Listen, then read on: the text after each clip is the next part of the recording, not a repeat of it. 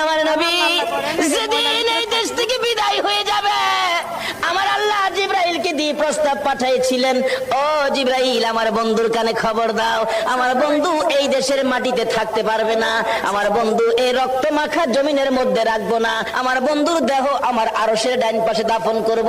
জিবরাইল খবর নিয়ে ডাকতেছেন, হুজুর আল্লাহর সালাম গ্রহণ করুন। আমি জিবরাইলের সালাম গ্রহণ করুন। আল্লাহর নবী গো, আপনার দেহ মোবারক আল্লাহর আরশের ডান পাশে দাফন হবে, আপনি খুশির সহিত কবুল করুন। আমার নবী কোনো কথা কয় না, দুইটা চোখের পানি ঝরঝর করে ছাড়তেছে।